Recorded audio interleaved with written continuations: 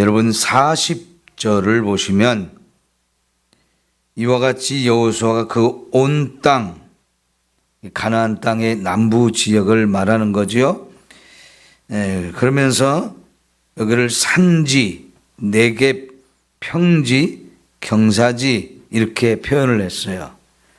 가나안 땅이 산지도 있고 네겝이라고 하는 곳도 있고 평지로 이루어진 곳도 있고 경사지도 있다고 이렇게 표현을 했어요. 이 부분을 이제 가나안 땅 전체 지리가 어떻게 되어져 있는지를 우리가 이해를 해야 이 말들이 이해가 되거든요. 그래서 오늘은 이 가나안 땅 전체를 지리적으로 쭉 설명할 수 있는 내용을 여러분이 유튜브를 통해서 보여드리려고 해요. 한 14분 정도 되어지는 유튜브인데요. 요거를 좀 같이 보겠는데 우선 한 장 더 넘어가서 11장 16절부터 18절까지도 보겠습니다. 11장 16절에서 18절입니다. 같이 읽겠습니다. 시작. 여호수아가 이같이 그 온 땅 곧 산지와 온 네겝과 고센 온 땅과 평지와 아라바와 이스라엘 산지의 평지를 점령하였으니 곧 세일로 올라가는 한락산에서부터 헤르몬산 아래 레바논 골짜기의 바알갓까지라. 그들의 왕들을 모두 잡아 쳐 죽였으며 여호수아가 그 모든 왕들과 싸운 지가 오랫동안이라. 이건 11장은 북쪽 지역을 또 점령을 했잖아요. 거기도 이제 다 점령하고 나서 남쪽부터 북쪽까지 다 전체를 점령했을 때 이것을 지리적으로 표현을 하거든요. 거기도 산지와 네겝과 고센 온 땅과 평지와 아라바와 이스라엘 산지와 평지를 점령하였으니 이렇게 지리적으로 표현을 했어요. 이 부분을 우리가 이제 잘 설명할 수 있는 내용인데요. 한번 보시도록 하겠습니다. 지리에서 가장 기본적으로 제일 먼저 언급하는 것은 성경의 땅 단면도입니다. 특이하게도 이스라엘의 단면도는 우리나라의 단면도와 묘하게 비슷합니다. 동고서저입니다. 전체적으로 동쪽이 높고 서쪽이 낮습니다. 이 단면도를 통해 지리의 기본적 구분을 이해할 수 있습니다. 가운데 있는 선은 해발 0선입니다. 지중해 평균 해수면을 기준으로 한 것입니다. 그런데 오른쪽 부분도 해발 0선보다 아래죠. 사해가 해수면보다 많이 낮기 때문입니다. 2020년 11월 1일 시점이 지금까지 역사상 사해 해수면이 가장 낮았습니다. 이때 측량된 해수면이 마이너스 435.18m입니다. 매년 80cm에서 1m 정도 낮아지고 있는 상황입니다. 지중해가 있는 쪽이 서쪽입니다. 그런데 특이하게 서쪽에 해안선이 있고 주로 평야로 이루어져 있습니다. 그래서 서쪽을 해안 평야지대라고 표현합니다. 이스라엘의 가운데 중앙 부분은 주로 산악지대로 이루어져 있습니다.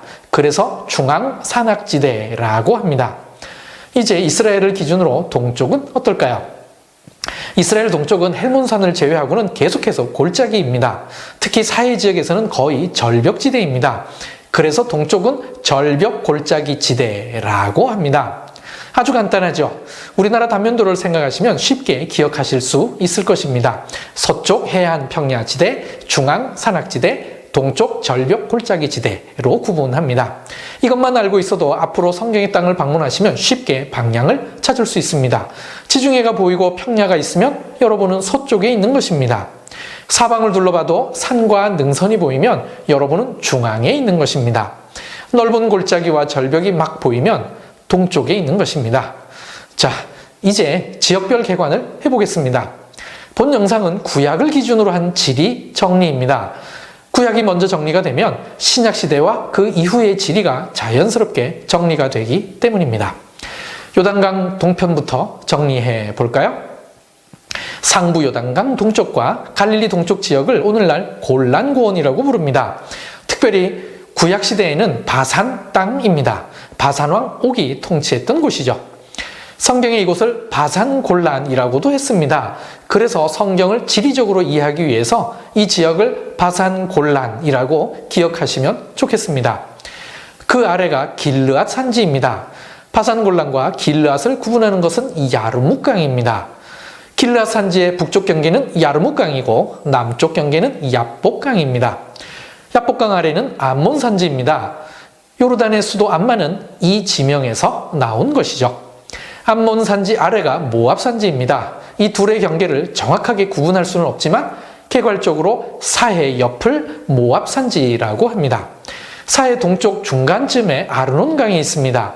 모압이 힘이 약할 때는 아르논강 아래에 머물렀지만 힘이 강할 때는 아르논강을 넘어 훨씬 북쪽까지 영향력을 행사했습니다. 모압 산지의 남쪽 경계는 세렛강입니다. 세렛강 아래쪽을 에돔 산지라고 합니다. 세일산지라고도 불렀습니다. 요단 동편을 북쪽에서부터 순서대로 정리하면 바산골란, 길르앗, 암몬, 모압, 에돔, 세일입니다. 아주 간단하게 이렇게 5개의 지명을 알면 구약을 읽을 때 훨씬 쉽게 읽힐 것입니다. 이제는 동쪽 절벽 골짜기 지대를 정리해 보겠습니다. 이스라엘에서 제일 높은 산 헬몬산에서부터 시작합니다. 헬몬산에서부터 갈릴리까지를 훌라 골짜기라고 합니다. 골짜기 중간에 있는 호수가 히브리어로 훌라 호수라고 하기 때문에 붙여진 이름입니다. 구약의 메론 물가라고 불리던 지역이 바로 훌라 호수입니다. 이 골짜기를 흐르는 요단강을 북요단강 혹은 상부요단강이라고 합니다. 그리고 갈릴리 호수가 있습니다. 구약에서는 긴네렛이라고 했습니다.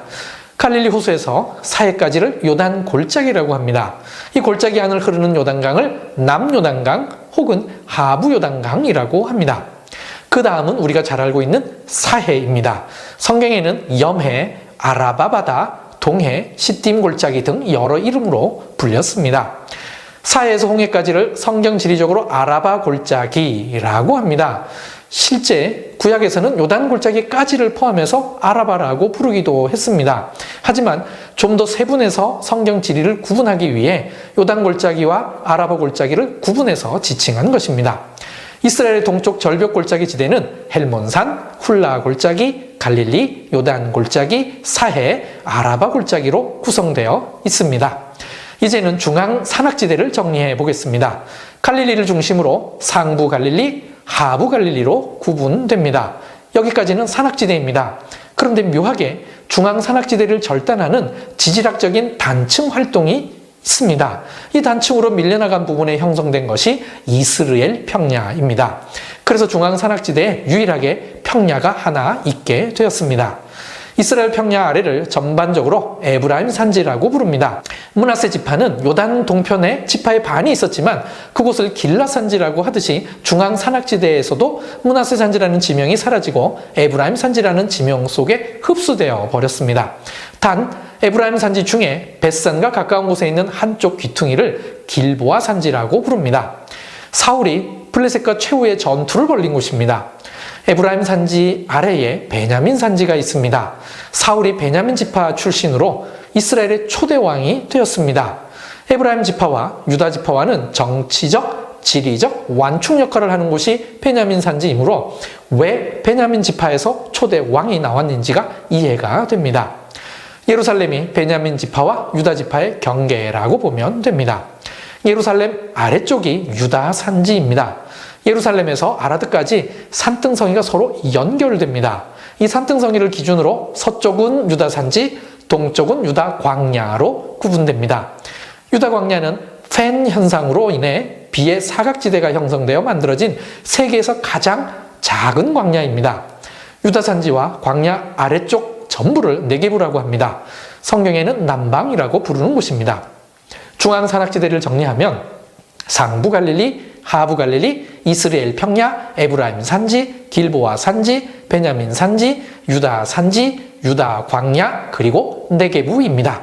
이제 서쪽 해안 평야 지대입니다. 가장 북쪽에 악고 평야가 있습니다. 당연히 이 지명도 성경에 나옵니다. 중앙 산악지대의 단층작용으로 평야가 만들어졌는데 이 단층작용이 해안 평야지대까지 밀려와 산지를 이루었습니다. 이것이 갈멜산지입니다. 갈멜산지 아래를 샤론 평야라고 합니다. 샤론의 꽃 예수 때문에 이미 익숙한 지명이 되었습니다. 야르콘강을 기준으로 그 아래를 블레셋 평야라고 합니다. 실제 블레셋 족속들이 영향을 미쳤던 곳으로 블레셋 5성읍이 있었던 곳입니다. 서쪽 해안 평야지대를 정리하면 아코 평야, 갈멜산지, 샤론 평야, 블레셋 평야입니다. 사실 여기까지 정리하면 성경의 땅에 중요한 지리적 구분은 다 했습니다. 그런데 이런 구분에 포함되지 않은 한 부분이 남아 있습니다. 유다산지와 블레셋 평야 사이입니다. 에브란 산지와 사론 평야 사이에는 이런 지역이 없는데 유독 유다 산지와 블레셋 평야 사이에만 있는 독특한 지역입니다. 그래서 이곳을 성경에서는 평지라고 표현했습니다. 그냥 평평한 지역을 표현하는 일반 명사가 아니라 특별한 지역을 표현한 것입니다. 히브리어로 이곳을 쉐펠라라고 합니다. 그런데 이것을 한국어로 평지라고 번역한 것입니다. 마치 대전을 큰 밭이라고 번역한 것과 유사한 것입니다. 그래서 이곳을 성경 지리적으로 쉐펠라라고 부를 것을 추천합니다. 쉐펠라는 산지와 평야의 중간 지역입니다. 산도 아니고 평야도 아닌 어정쩡한 곳이죠. 산과 평야가 만나다 보니 중간중간에 자연스럽게 골짜기가 형성되게 됩니다. 쉐펠라에는 5개의 골짜기가 있습니다. 아얄란 골짜기, 소렉 골짜기, 엘라 골짜기, 구브린 골짜기, 라기스 골짜기가 있습니다. 이 골짜기가 자연스럽게 교통로가 되었습니다. 그래서 성경 역사에서 이스라엘과 블레셋의 충돌이 있었던 곳이 바로 이곳입니다. 사사기, 열왕기서, 역대기 앞부분, 즉 블레셋과의 관계를 이해하기 위해서는 쉐펠레라는 지역을 반드시 이해해야 합니다. 지금까지 성경 지리를 간략하게 정리해 보았습니다. 23년 동안 성경의 땅 답사를 안내하면서 저녁 시간에 피곤함에도 불구하고 성경 지리 개관 세미나를 했었습니다. 이 세미나를 하고 나면 성경의 땅에 대한 그냥 화면을 좀 그냥 띄워주시고요. 제 얼굴은 안 나와도 좋으니까 화면을 좀 전에 보았던 화면을 그냥 띄워주세요. 자, 여러분, 요 화면을 눈에 좀 잘 담아 놓으시면 좋겠어요. 왜냐하면 우리가 성경을 읽다 보면 지명들이 자꾸 나오거든요. 근데 어제 우리가 보았던 막게다 굴에서부터 시작해서 성읍 하나하나를 점령했던 이야기들이 나오잖아요. 이런 성읍들은 우리가 앞으로 성경을 읽을 때도 자주 나오는 곳이에요. 그리고 오늘 우리가 보았던 산지, 평지, 또 평야, 뭐 이런 단어들, 이런 것도 이제 종종 나오거든요. 그래서 우리가 성경을 읽을 때 이런 부분들을 쭉 머릿속에 담고 있으면 눈에 그려지잖아요. 이게 어느 지역이라는 거. 예를 들어 우리가 우리나라 지도도 강원도, 경기도, 또 전라남북도, 경상남북도, 충청도 이러면 벌써 우리가 머릿속에 딱 그려지잖아요. 어느 지역인지. 이미 북한 땅도 우리가 보면 평안도가 어디고 황해도가 어디고 함경도가 어딘지 이런 것들은 우리가 웬만하면 다 알잖아요. 그렇게 해서 이제 서로 대화가 잘 오고 가듯이 우리가 성경을 읽을 때도 이렇게 지리적으로 정리된 것을 머릿속에 딱 그리고 있으면 성경을 이해하는데 훨씬 도움이 많이 되는 거지요. 자, 그러면 다시 여러분 여호수아 10장 40절로 돌아와서 다시 한번 볼게요. 여호수아가 그 온 땅 곧 산지 하면 여기는 중앙 지역을 말하는 거지요. 그리고 네겝은 이스라엘이 출애굽 과정에서 광야를 지났던 그 광야 대부분 지역을 네겝이라고 보시면 되는데 여기를 남쪽이라고도 표현을 했습니다. 그러니까 40년 동안 광야를 헤맸던 곳까지도 이스라엘이 다 점령을 한 것으로 보시면 됩니다.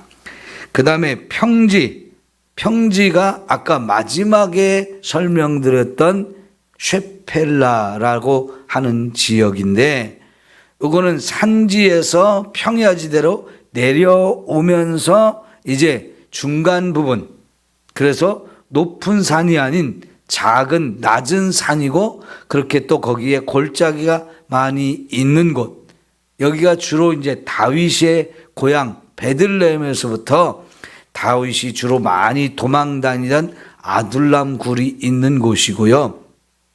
그리고 다윗이 유다 지역, 유다 지파가 받은 땅 중에 상당 부분이 여기에 속하고 있어요. 그래서 산과 골짜기, 평지, 밭 이런 것들이 많이 뒤섞여 있는 그런 지대인데, 이스라엘 땅에서는 거의 유일한 곳입니다. 그래서 여기도 우리가 잘 이해를 하면 좋은데, 예를 들면 삼손이 소렉 골짜기로 내려갔다, 이런 표현들이 나오는 게 바로 이 쉐펠라 지역이거든요. 그래서 이런 데도 알아야 되고, 그 다음에 경사지라고 나와 있죠. 이 경사지는 동쪽에 산지를 넘어가서 이제 사해지대, 사해까지 내려가는 그 지역은 광야로 되어 있다 갑자기 이제 경사지가 이렇게 되어지거든요.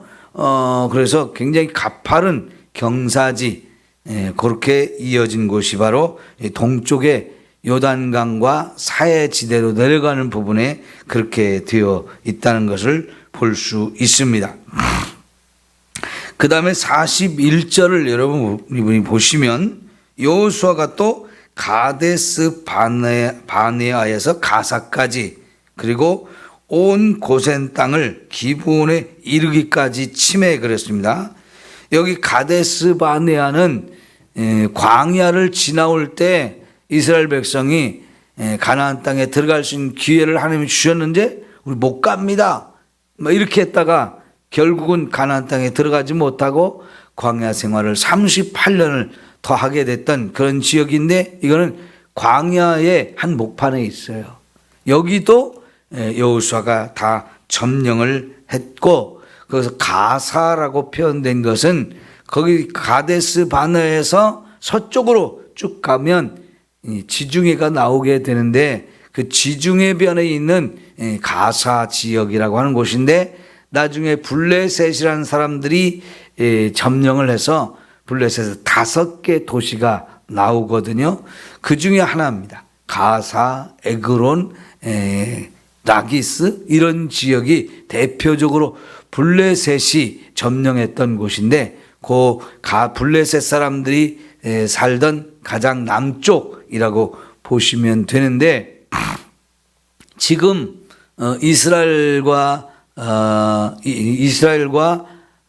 팔레스타인 하마스와의 전쟁이 많이 일어나고 있잖아요.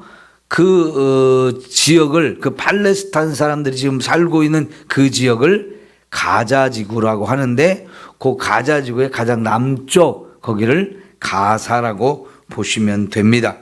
근데 거기 고센 땅이라고 나오거든요.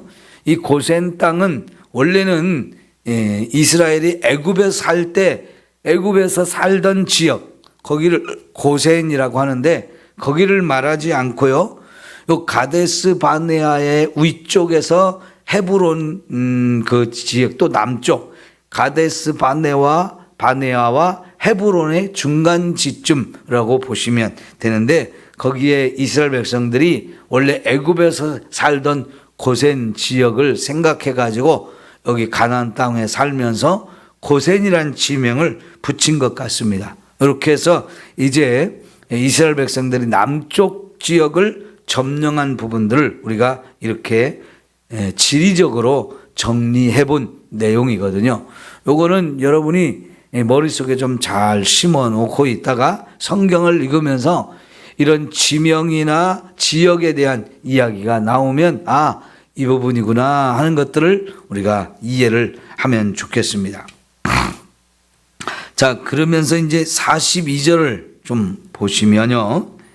이스라엘의 하나님 여호와께서 이스라엘 위하여 싸우셨으므로 여호수아가 이 모든 왕들과 그들의 땅을 단번에 빼앗으니라 그랬습니다. 자, 이 모든 땅을 빼앗을 때 하나님께서 이스라엘을 위해서 친히 싸워주셨다는 겁니다. 이 얘기는요, 하나님이 우리의 대장이 되어서 앞서 가시면서 이 전쟁을 이기게 해주셨고, 이스라엘 백성은 그 앞서 가신 하나님 뒤따라 가면서 하나님 편이 돼가지고 거기 있는 사람들을 점령하고 다 진멸시켰다라고 보실 수 있는 겁니다. 여러분, 이 전쟁은 그래서 여호와께 속했다. 다윗이 말한 표현이죠. 블레셋과 전쟁에 나가면서 자기가 이 블레셋의 대장 골리앗과 싸우는데 사울 왕과 이스라엘 군인 전체가 골리앗 한 사람한테 겁을 먹어가지고 다 벌벌 떨고 나가서 싸우지 못하잖아요. 그때 다윗의 마음속에 가진 건 뭐냐면 전쟁은 하나님께 속했다. 이 전쟁은 하나님의 전쟁이라는 거예요.